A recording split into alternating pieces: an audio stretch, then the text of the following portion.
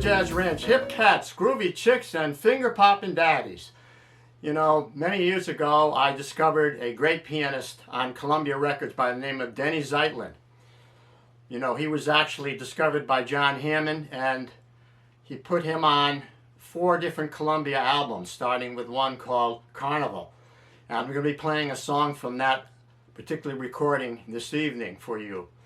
And you know, Denny Zeitlin, he had 2 careers. He had another career other than music, and that was he became a clinical professor of psychiatry for the University of California in San Francisco. So he lived a pretty good life there, and he also recorded there and also made live gigs. But he didn't travel around the world doing performances, and so he didn't get a big name for himself. He's remained rather obscure. Now, Leonard Feather called Zeitlin the most versatile young pianist to come to prominence in the early 1960s. And the critic Ted Gioia wrote that the pianist had assimilated the breakthroughs of the previous decade, from the impressionism of Bill Evans to the freefall explorations of Ornette Coleman, and blended them into a personal style that anticipated the next 15 years of keyboard advances. So he was very innovative, but he did remain obscure. And I thought he would be the new Bill Evans when Bill Evans passed away, but that just didn't happen. But I want to turn you on to him, and I've rediscovered him through his early recordings, which I loved, as I did the early recordings of Bill Evans and Ahmad Jamal. So here's a song from one of his early recordings called We'll Be Together Again. I'm going to play it for you. It's my arrangement, but it was inspired by Denny Zeitlin, and then I'll talk about some of his stylistic features later on. So here we go with We'll Be Together Again.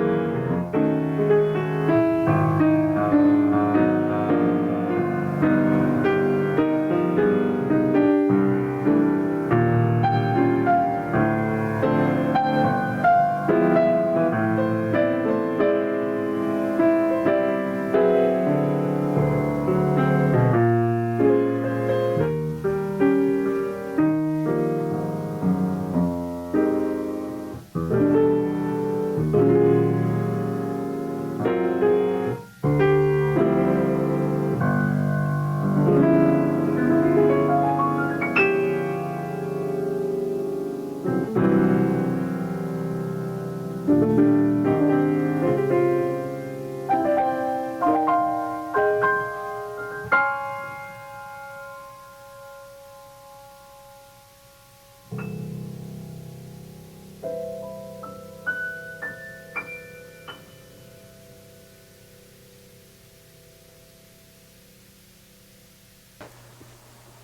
welcome to the jazz studio here at the Jazz Ranch, where we talk about, I'm going to talk about what I played and the inspiration that Denny Zeitlin had on me to do this video.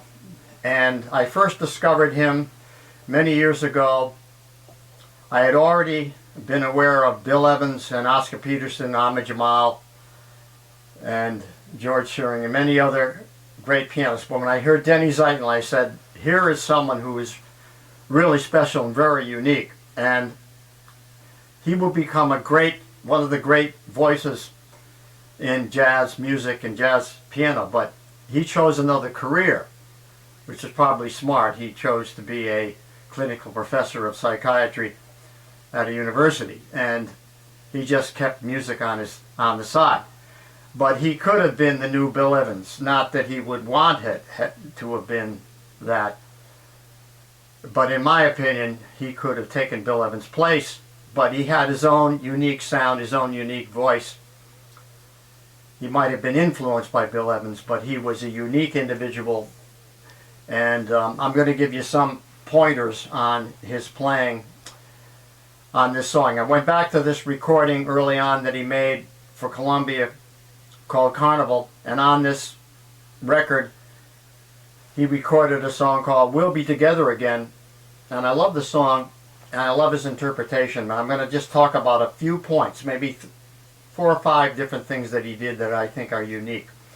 First of all, he gets these very rich chords. So the first chord is, the melody note is a pickup like that, 5 to 1, but he would do this. He would dress up that 5 chord like that, maybe put the flat 9 in, sharp 11, so we would get a nice rich sound. Then on the 1 chord he might play this chord cluster. Doesn't sound so good on its own, but when you hear it with the chord, he would get as rich a sound as you could get from a chord. And he might even put a flat 5 in there like this, like that. He loved that flat 5 sound. Now the next chord is an A7 with flat 9 on top. But he would do this. You get the E flat minor as a substitute for it, because it's approaching from a half step above the next chord, which is a D minor 11. So he used a lot of these approach chords that would relate to the chord that it was approaching in a very in-depth and rich way. Like that. And that was a lot. He had beautiful sounding chords like that.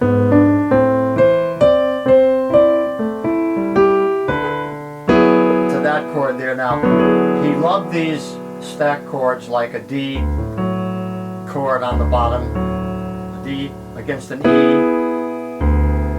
There, and that's what it says it is. When I voice it the way he would voice it, it won't. Call it a D 6 9 sharp 11, but he loved that sound. Then he would do something like that.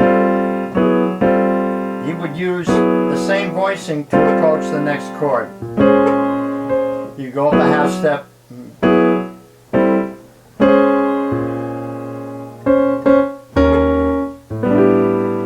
Now he would voice the approach note with a chord. So it had beautiful sounding. This is an approach chord here. You put a voicing on it like that. Now, the next chord after the A flat major is a D flat major, but what he would do is something different. Now, to explain it, we're approaching a 2 chord, half diminished, which is unusual because we're in C major now, and we're going to, usually the half diminished would approach a C minor, but it would be like, because the melody is an A flat there, we have to have the half diminished. You see, so altered notes in the melody. Altered notes, not all in the key of C. So 2-5, 2-5, but he would do this instead of, he would approach the 2-5 with approach chords. In other words, passed up above. And then he would approach the approach chords. So he'd approach them like this. Chromatically, from the F minor to the E minor to the E flat minor. So he's finding harmonic concepts that are unique to him, and nobody else did it quite like him, like that. That's something unique to his harmonic sense. You see, so now we get into the bridge. We repeat that, and then we get into the bridge. Now the bridge goes 2-5-1 into C major, but he does the 2-5-1 into C minor like this. The C minor, and then the 6th chord in there. Now the next chord would be 2-5-1 into C minor again, but by way of the flat 6. Well,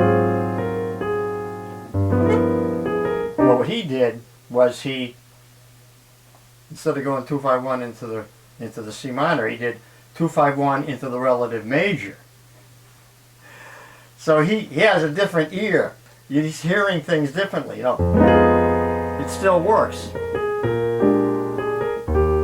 but the contrast is beautiful. It's better than the composer wrote it, right? So it's 2-5-1. Why just repeat the same thing?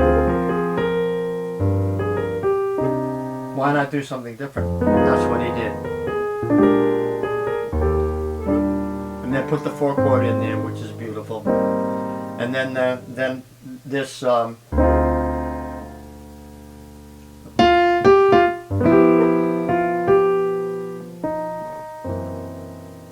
tritone substitute there. Now here's the thing. Next chord would be the 2-5, 2 into 5.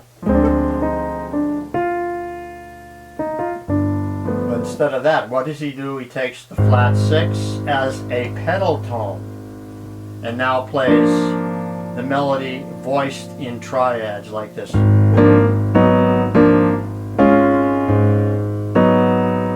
There you go. Now there's the Denny Zeitlin sound.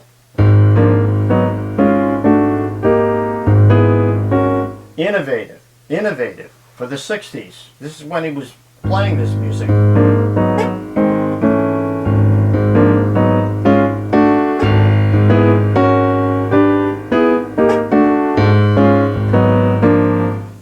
Triads against a pedal tone, but playing the melody and voicing it. You see, it's kind of, it's profound in a way, harmonically, and harmony is so much a part of a song, so important to a song, that harmony and melody work together. But harmony can make so much of a melody. A melody is the primary, most important thing in a song, but the harmony can make that melody better than it really is alone. And that's obvious, of course, but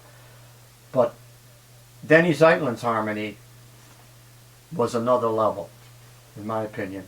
He went to another level with it, and it's traditional. It's not, it does have innovation in it, but it still has a lot of tradition in it.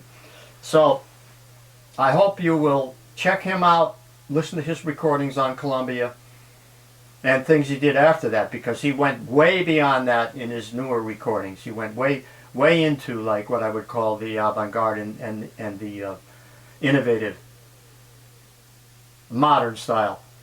But I love his early stuff, just like I love the Bill Evans early recordings and the Ahmad Jamal early recordings. So please listen to Denny Zeitlin and also Claire Fisher. And then write to me. So here we go with a sign-off. Signing off from the Jazz Ranch. Thanks so much for joining me this evening. Please write to me. I love to hear from you. I always respond to all my comments and emails if you give me enough time. It might take me a month, but I will get back to you and I will respond to your comments. And I love to hear from you. So until next time, I'll say in the words of my great friend upstairs, he's up there in the stratosphere, Hermie Dresslin, and he always said to me when I left his office, swing loose, and we'll see you next time around. Bye-bye.